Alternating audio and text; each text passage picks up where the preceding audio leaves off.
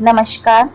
हिंदी लेखक के YouTube मंच पर मैं विनीता जैन आपके समक्ष एक छोटी सी लोक कथा गोनू झा की कुश्ती प्रस्तुत कर रही हूँ। रचना पसंद आए तो लाइक कमेंट अवश्य कीजिए और अन्य साहित्य प्रेमियों के साथ साझा करना ना भूलें। एक बार मिथिला के राज दरबार में दिल्ली का एक पहलवान आया। वह 7 फुट ऊंचा, भारी डील डॉल वाला, मजबूत शरीर वाला पहलवान था, जिसकी बाहों की मछलियां देखते ही बनती थी। मिथिला नरेश कला के बहुत बड़े प्रेमी थे। पहलवान को दरबार में बड़े आदर के साथ लाया गया। महाराज ने उसका स्वागत किया।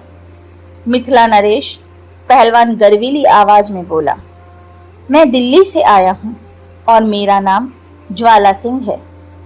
दिल्ली में मेरे मुकाबले का कोई भी पहलवान नहीं है। मैं आसपास के राज्यों के सभी पहलवानों को कुश्ती में पछाड़ चुका हूं और अब मैं मिथिला आया हूं। मैंने सुना है आपके राज्य में एक से बढ़कर एक मल्ल है।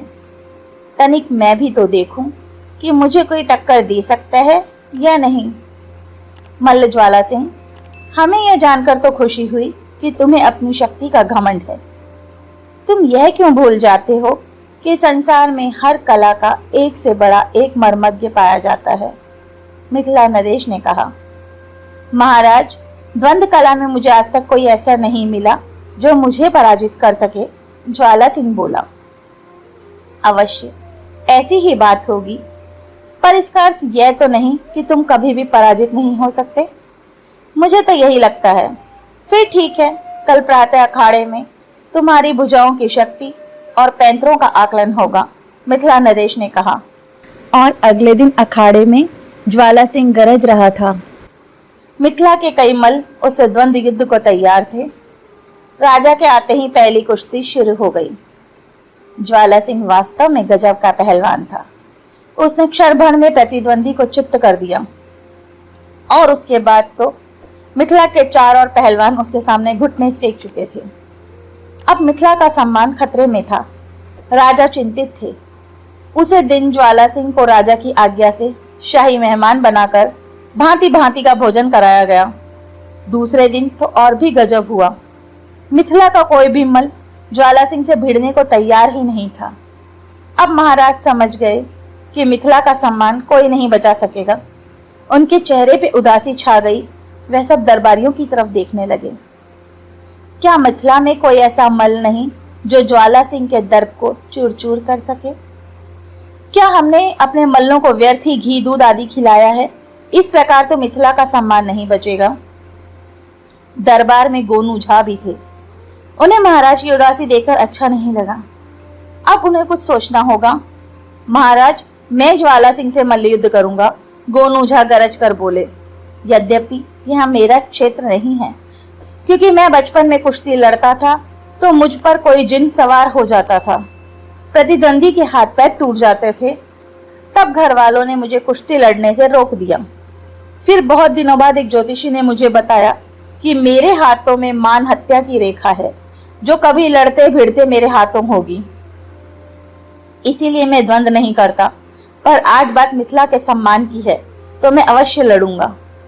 ज्वाला सिंह भौचक्का सा उस कमजोर से आदमी को देख रहा था जो इतनी गरज के साथ चुनौती स्वीकार कर रहा था। महाराज समझ गए कि गोनू झा बुद्धि का कोई प्रयोग कर उस पहलवान का गर्व चूर करना चाहता है। हाँ भाई ज्वाला सिंह, गोनू झा बोले, कुश्ती के तो विद्वान हो और सैकड़ों कुश्तियां जीती भी होगी। कुश्ती की सरगम तो जानते होंगे। सरगम? ज्वाला सिंह अचकचाया। अरे, सरगम नहीं जानते कुश्ती की? कैसे पहलवान हो? जानता हूं ना, सब जानता हूं, ज्वाला सिंह को कहना पड़ा।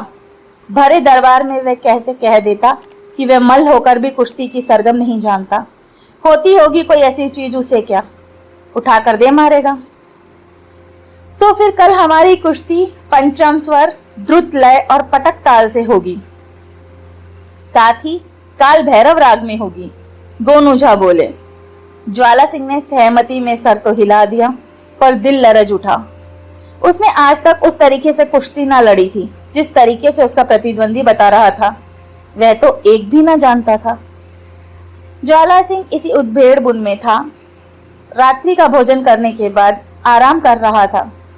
दरबारी बोला, कल तो वास्तव में मजा आ जाएगा। असली कुश्ती तो कल ही देखने मिलेगी। गोलू झा पटक ताल में जरा कच्चे हैं, पर द्रुत लय में तो उनका जवाब नहीं। आप पलक भी न झपकाएंगे कि आपकी रीढ़ की हड्डी में दरार पड़ जाएगी। क्या गजब का पैतरा है उनका। ज्वाला सिंह ने होठों पर जुबान फिराई। आपने कहाँ से सीखी है मल्ल विद्या? दरबारी ने पूछा। दिल्ली से ही। दिल्ली में दावपेच तो सब सिखाए जाते हैं, पर जब तक लय ताल का पता न चले तो क्या सीखा। गोनू झा तो राग काल भैरव के उस्ताद हैं, और काल भैरव तो आप खुद जानते हैं बड़े ही क्रोधी मल हैं। ज्वाला सिंह को तो कुछ सूझ ही नहीं रहा था। अब मुझे आराम करने दो, वह दरबारी से बोला। प्रातःकाल जल्दी जागना है। दरबारी हंसता हुआ वहां से चला गया। सुबह अखाड़े में गोनू शाह शेर की भांति गरज रहे थे। चारों तरफ भीड़ का कोलाहल था।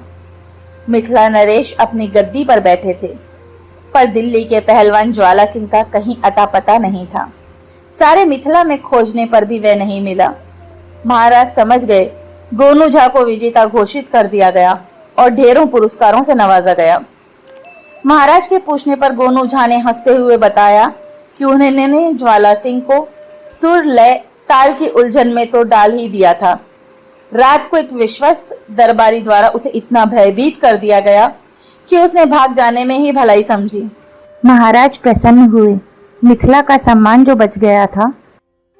चैनल से जुड़ने के लिए नीचे दिए हुए लाल बटन को दबाकर सब्सक्राइब करें और हाँ, बेल आइकन को दबाना बिल्कुल ना भूलें, ताकि प्रकाशित रचनाओं की सूचना आप तक सबसे पहले पहुंच जाए।